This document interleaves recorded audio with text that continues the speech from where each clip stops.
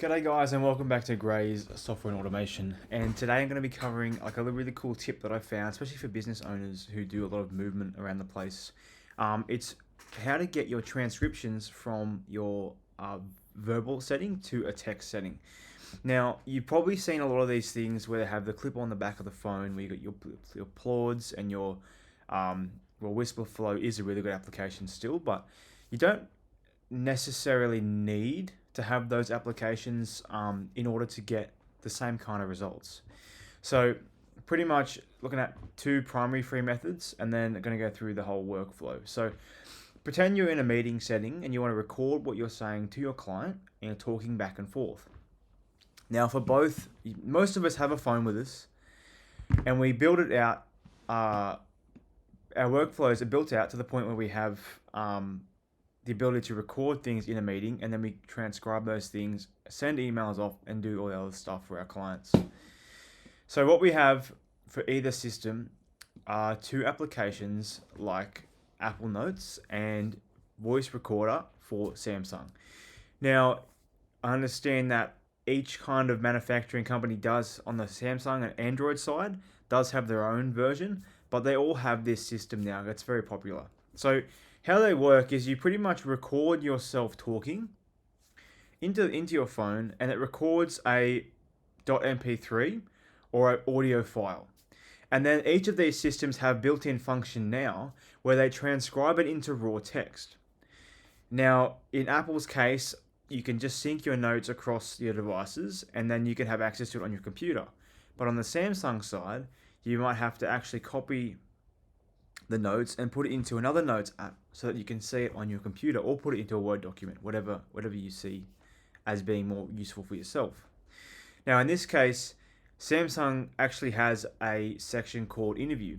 So I haven't used Apple super in detail, but I know for a fact that Samsung's recording mode has a recording mode called interview. So when you're actually in a meeting with somebody, it will pick up different voices and it will go, okay, voice A is client and voice B is you. So that when you're asking the client questions and they answer it, it actually records the client's answer as the client's answer, not just as a piece of text, which I think is really cool. And considering that's all free in the app, it's pretty impressive how far they've come with that.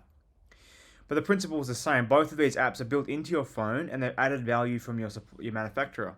And it means that what you can actually do then is use these systems for free to transcribe audio and keep on track of all your clients' requests and demands in a meeting. I, for one, use this and I think it's incredibly important, especially as somebody who likes to have in-person meetings and doesn't have the benefit of Zoom transcriptions.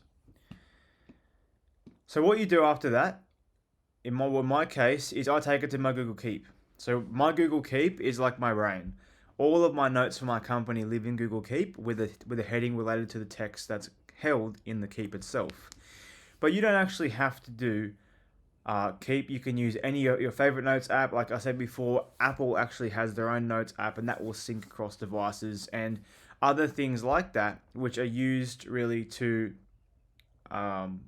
share notes across devices. So you could use Microsoft Word, you could use Google Docs, you could use Obsidian. That's probably more useful if you're a really big company and you're growing and you want to share notes across teams. Obsidian is a really good tool for that as well.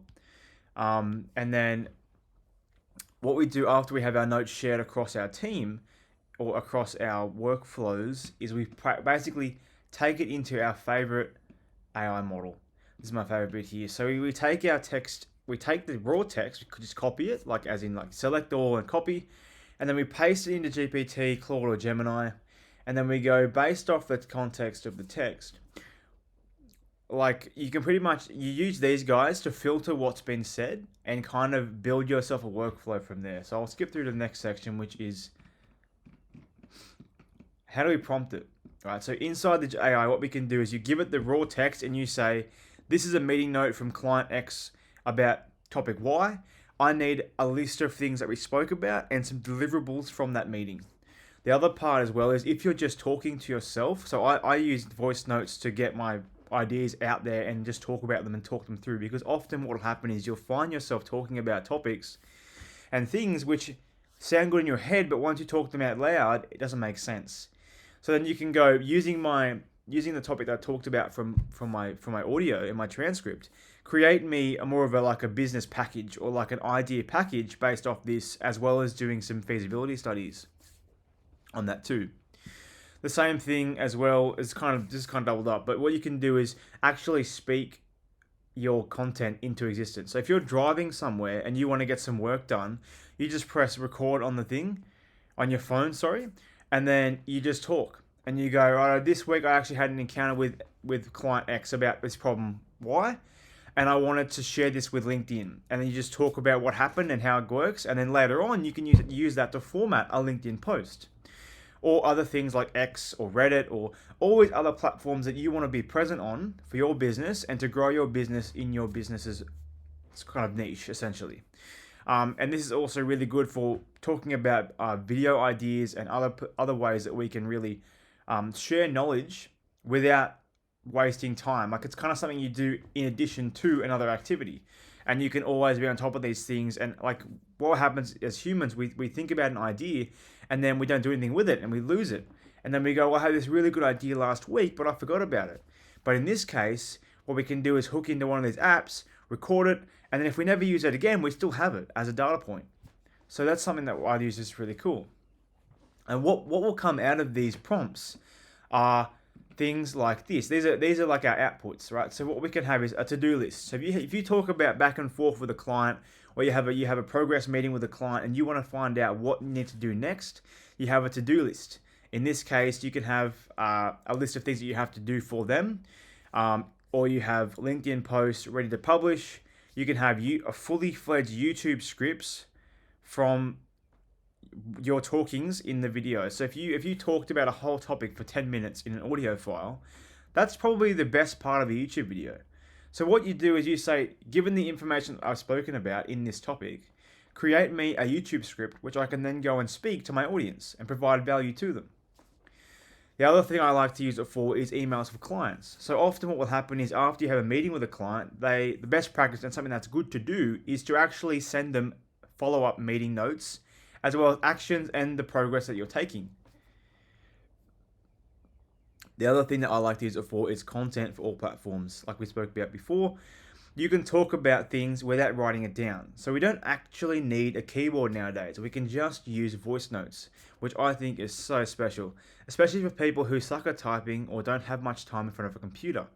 This is really good for tradies too, because tradies can just tap in, press a button, start talking, and not actually have, like if you've got dirty hands, you don't have to type on the computer or anything like that. Like it's super easy.